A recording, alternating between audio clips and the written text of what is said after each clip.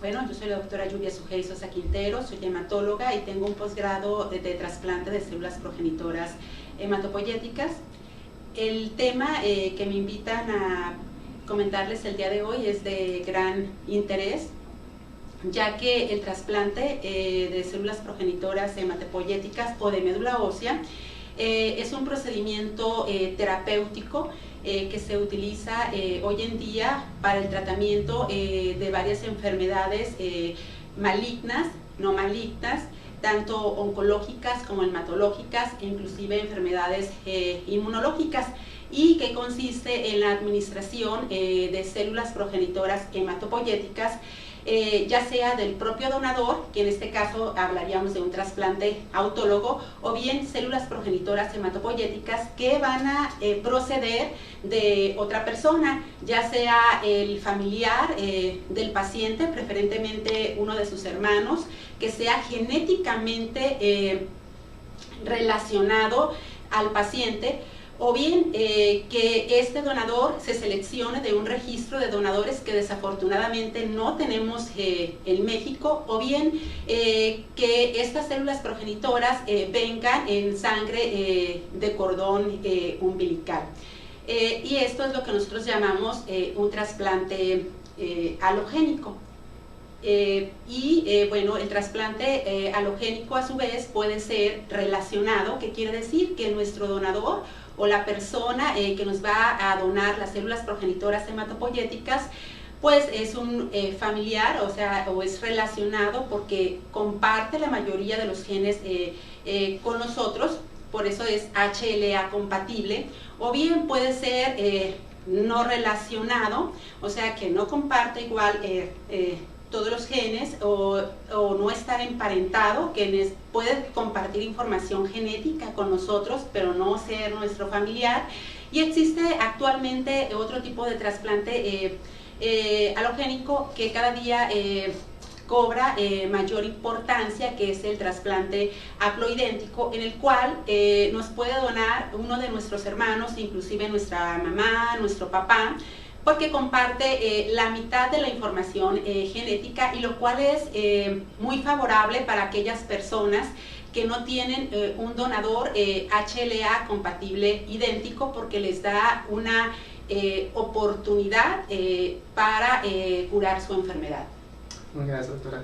Y como todo paciente, como todo familiar, a veces tenemos unas preguntas, ¿no? Tenemos nuestras dudas. Por ejemplo, ¿qué funcionamiento tiene la médula ósea en nuestro cuerpo, doctora?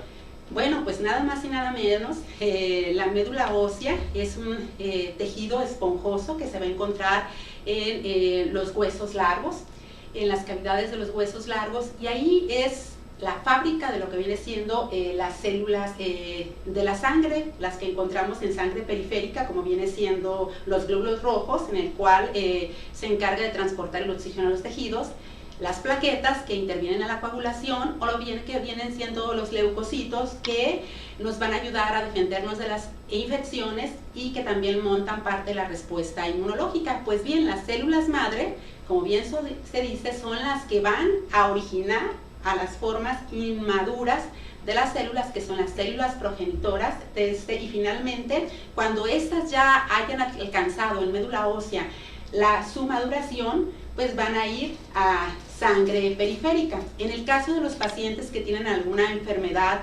que requiere trasplante, pues las células progenitoras hematopoyéticas van a ir a reemplazar desde lo que viene siendo la médula ósea del paciente, para que nuevamente se vuelvan funcional, y a su vez de que se hace funcional, curar al paciente. ¿Por qué? Porque esas células que el paciente tenía, pues ya no, o el sistema inmunológico que el paciente tenía ya no funcionaba.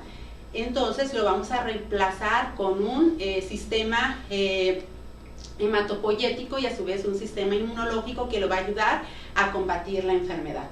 Muchas gracias, doctora. Y otra pregunta, ¿qué tipo de enfermedades son las que requiere un trasplante de médula ósea, doctora? Bueno, las principales enfermedades pueden ser oncológicas, como viene siendo dentro del grupo de las hematológicas encontramos leucemia linfoblástica aguda, encontramos mieloma múltiple, encontramos linfomas, ya sea Hodgkin o linfomas no Hodgkin, lo que viene siendo también otra enfermedad que se llama amiloidosis. También encontramos enfermedades que no son malignas, pero que pueden ser mortales si no reciben un trasplante de médula ósea, tal es el caso de la anemia aplásica. Existen otras enfermedades como son anemias hemolíticas hereditarias, como es esclerositosis hereditaria o lo que viene siendo la talasemia, que son otros grupos de enfermedades no oncológicas. También existe un grupo de enfermedades que son las inmunes, en las cuales también el trasplante de médula ósea se ha estado empleando, como viene siendo esclerosis múltiple y pacientes con lupus eritematoso sistémico. He escuchado, doctor, acerca de las células madre. ¿Esas cómo vienen a ser en el trasplante o cómo es el funcionamiento en el trasplante de médula ósea? Pues su funcionamiento, como lo mencionábamos, va a ser regenerar la médula ósea. Cuando nosotros trasplantamos a un paciente, podemos tener quizá dos objetivos al momento de trasplantar al paciente. En el caso del trasplante autólogo, lo que vamos a hacer es, con esas células hematopoyéticas, vamos a regenerar lo que viene siendo el tejido, todo el tejido hematopoyético. En el trasplante, de tal manera que si yo al paciente le doy le voy a dar dosis altas de quimioterapia para poder erradicar cualquier mínima cantidad que exista de la enfermedad, y posteriormente esas células que yo le voy a infundir al paciente van a ayudar que al momento en que se bajen, venga la baja de defensa secundario a la quimioterapia, o baje la hemoglobina o vengan las plaquetas, el sistema hematopoyético se restaure y ayude a que el paciente no vaya a morir por una infección, no vaya a morir por un sangrado. En el caso del trasplante halogénico, aparte de restaurar el sistema hematopoyético, lo que se pretende en el trasplante es recuperar o reemplazar el sistema inmunológico del paciente, ya que si su sistema inmunológico funcionara bien, hubiera erradicado la enfermedad, pero como no es así, pues lo que va a hacer es restaurar su sistema inmunológico y aparte restaurar el sistema hematopoyético. Esas células madre que les vamos a infundir al paciente van a ir a restaurar lo que viene siendo la médula ósea, o a reemplazar la médula ósea que tenía el paciente para recuperar la función. Muchas gracias, doctora. Hace rato mencionó algo acerca del paciente, el paciente indicado, el candidato. ¿Por regular siempre es familiar o por qué es familiar? Bueno, como te explicaba que tenemos que ser HLA compatibles, que debemos de tener la misma información genética, pues ¿por qué un familiar? Porque lo más probable es que alguno de nuestros hermanos pues pueda tener la misma información genética, pero los hermanos directos, ¿qué quiere decir? Que seamos hermanos por mamá y papá. ¿Por qué? Porque nuestros hermanos pueden tener la información genética de mi mamá y de mi papá. Sí. Y entonces tenemos todos un 25% de probabilidad de que alguno de nuestros hermanos sea HLA compatible conmigo. ¿Por qué? Por el riesgo de el que no, como te comentaba, existen ya cada vez trasplantes en los cuales no necesariamente tenemos que ser idénticos, pero en ese tipo de trasplante el riesgo de complicaciones son mayores. Una es la desde el rechazo de lo que viene siendo del injerto, la otra es mayor enfermedad injerto contra huésped, o sea que las células que nosotros infundimos pueden causar cierta rechazo, o bien producirse una enfermedad en la que se comprometa diferentes sistemas del paciente, como viene siendo pulmonar, piel, y eso es debido a esa incompatibilidad que existe. Ok, doctora. Y una vez teniendo esto en claro, ¿cuánto tiempo lleva el paciente en recuperación? Bueno, el trasplante en sí tiene varias fases. No es un procedimiento tan sencillo, ni tampoco es un procedimiento que es para todos. Ajá. Tenemos que partir de que el paciente, vamos a poner el ejemplo de una leucemia aguda, para que el paciente vaya a un trasplante. Este paciente tiene previamente que haber recibido quimioterapia y estar en una remisión completa, porque eso nos asegura más la probabilidad de éxito del trasplante. ¿Qué quiere decir? Que no haya enfermedad detectable en médula ósea. Otra, no todos los pacientes, como tú bien dices, que tengan leucemia van a ser candidatos. Va a tener que ver mucho la edad, el pronóstico que tiene la enfermedad, la cual los factores pronósticos los determinamos al diagnóstico, y desde que diagnosticamos al paciente y estratificamos su riesgo, nosotros decimos, pues este paciente es nuestro paciente candidato para trasplante. Por ejemplo, en el caso de una leucemia linfoblástica aguda, aquellos pacientes que tienen cromosoma Filadelfia positivo son pacientes que al inicio ya sabemos que inmediatamente de darle una quimioterapia y que alcancemos una respuesta completa, tenemos que llevarlos a un trasplante de médula ósea. En esos pacientes, por lo tanto, de forma inicial, lo que vamos a investigar es que cuántos hermanos tiene, y empezar a estudiarle a alguno de sus hermanos para ver cuál es el más óptimo, o si es que alguno de sus hermanos es compatible, cuál es el más óptimo para trasplante. Entonces, de tal manera que ya que nosotros le dimos la quimioterapia, tener ya todo listo para llevar inmediatamente después al paciente a trasplante.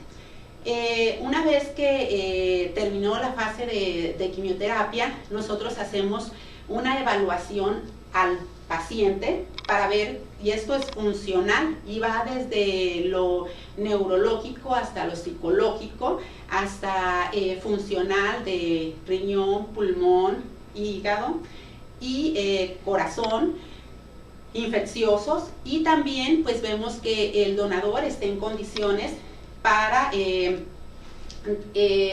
donar sus células progenitoras al paciente. Luego viene la fase en la que vamos a internar al paciente para darle algo que se llama régimen de acondicionamiento. Durante su internamiento, el paciente debe de estar en un área de aislamiento. ¿Para qué?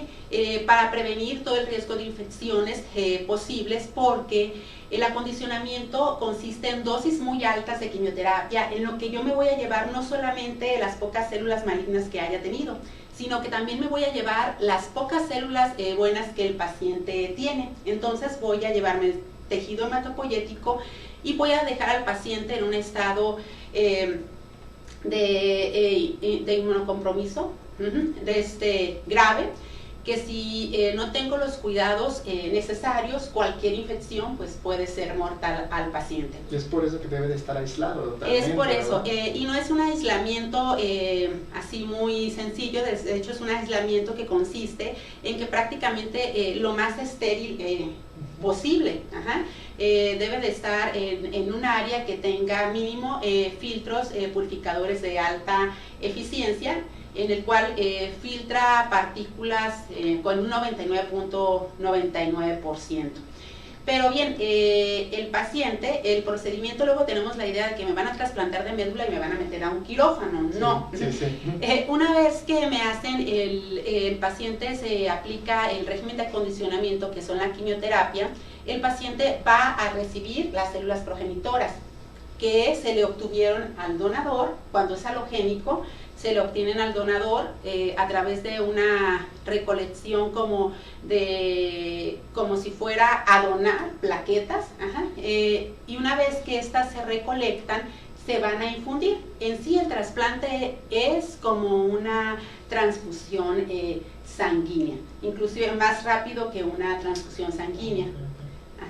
Y después del trasplante viene la parte en que el paciente se encuentra en mayor riesgo de infecciones, porque dependiendo de lo que tarde en injertar las células hematopoyéticas, en este tiempo el paciente está sin ninguna defensa en su organismo y con el riesgo de adquirir cualquier tipo de infecciones.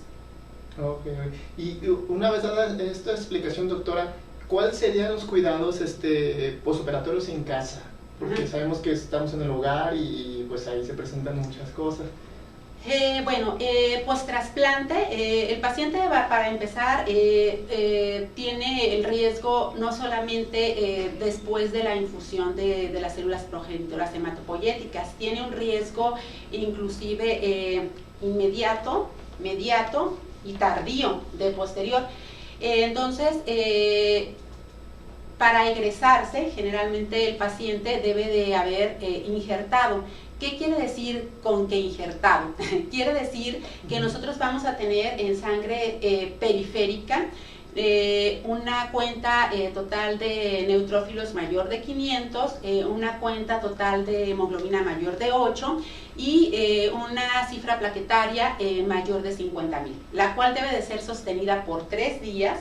No debe de haber ningún proceso infeccioso, ni tampoco yo de estarle administrando ningún factor estimulante de colonias que justifique que por eso las cuentas del paciente en sangre periférica sean secundarias, sino que realmente haya recuperado sus células de la sangre de forma solo, o sea, que sean realmente las células que nosotros administramos. Después de forma paulatina va a ir recuperando, pero bueno, si el paciente cumple estos criterios, no tiene ninguna infección, puede ser entonces egresado a su casa. Para egresarse a su casa, previamente al egreso, su médico le da unas indicaciones de cómo deben de ser las condiciones que tendría en casa.